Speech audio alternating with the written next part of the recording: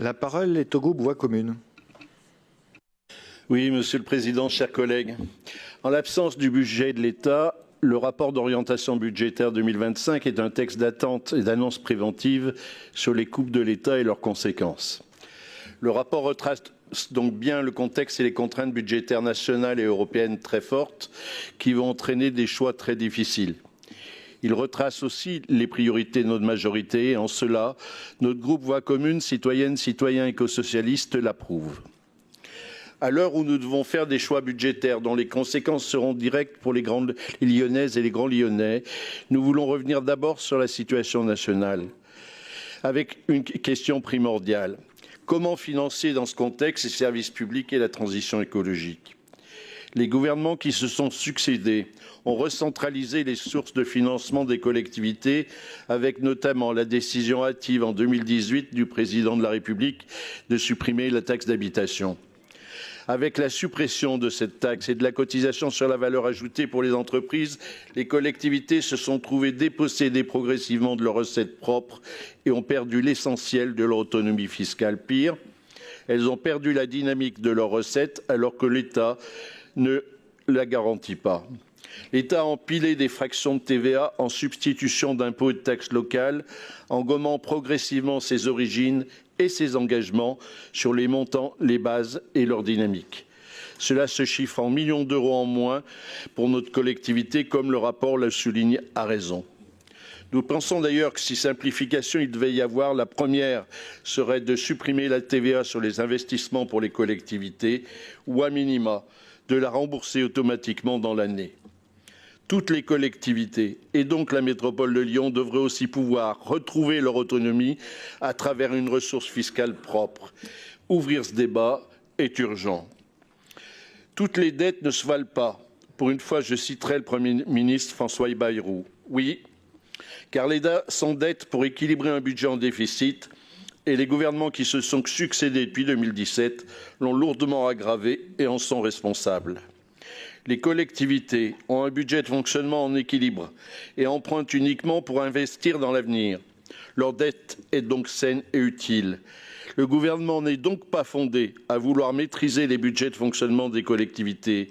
Les collectivités locales ne peuvent être considérées comme responsables des dérives budgétaires du gouvernement qui fait peser sur elles les conséquences de son propre échec à maintenir des finances publiques saines.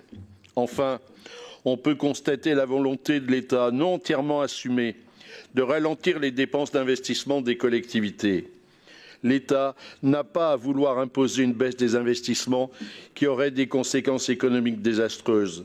Rappelons en effet qu'en 2019, les collectivités locales assumaient 55% de l'investissement public. Alors, comment avoir confiance en l'État quand il ne respecte pas ses engagements de compensation, d'exonération fiscale, de suppression d'impôts et de taxes locales qu'il a décidé sans concertation, et quand il revient sur le remboursement de la TVA sur les investissements déjà réalisés a posteriori avec retard.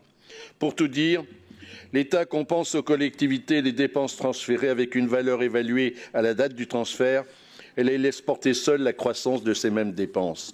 Comment parler encore de décentralisation quand l'État veut aussi et ainsi imposer sa vision des dépenses publiques et contraint les recettes des collectivités ? Et il faut aussi arrêter de présenter les budgets de fonctionnement des collectivités comme des dépenses à réduire en priorité, car ils permettent l'exercice de la solidarité, le fonctionnement des services publics et des collèges, ils permettent la proximité et le contact avec les habitantes et habitants, il faut donc les préserver au maximum.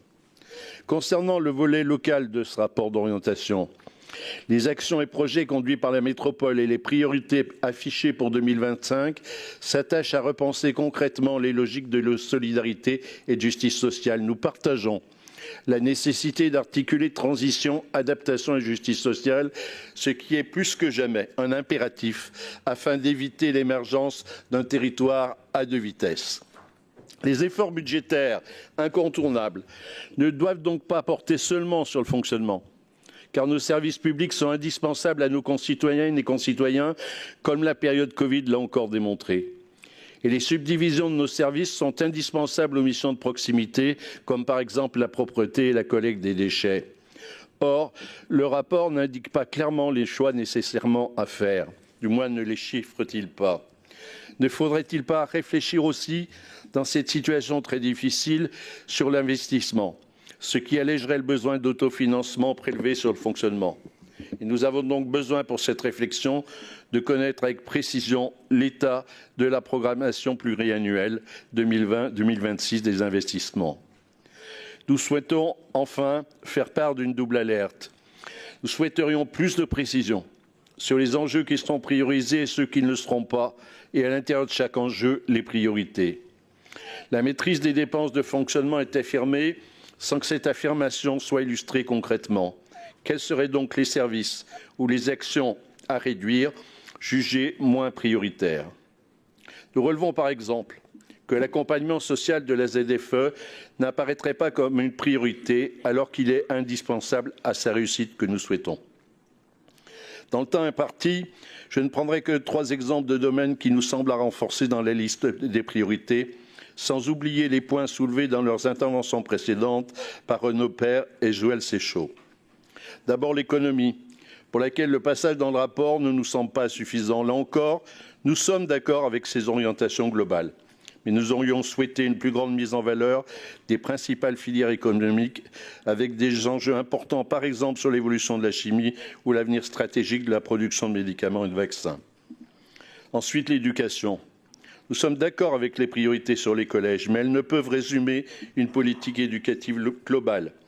Il y a besoin de faire face dans et hors Lyon à l'évolution démographique et aux travaux dans les collèges, aux besoins en équipements sportifs, au transport des élèves pour l'accès à ces équipements. Sur les budgets de fonctionnement des collèges, l'évolution est meilleure que sur d'autres départements. Notez-le bien, collègues de l'opposition. Mais leur encadrement strict nécessaire nécessite un suivi avec les principaux de collège et la garantie de rallonge en cas de problème. Enfin, le soutien à l'enseignement supérieur semble absent du document et nous le regrettons. Nous restons et sommes bien évidemment disponibles pour transformer ces remarques en propositions en ayant bien conscience du contexte budgétaire contraint. En résumé, nous comprenons le contexte incertain et la nature imprécise du document d'orientation budgétaire dans le contexte actuel, et le groupe Voix commune, citoyennes et citoyens écosocialistes souhaite être associé à la discussion sur les choix à venir. Merci, Monsieur le Président.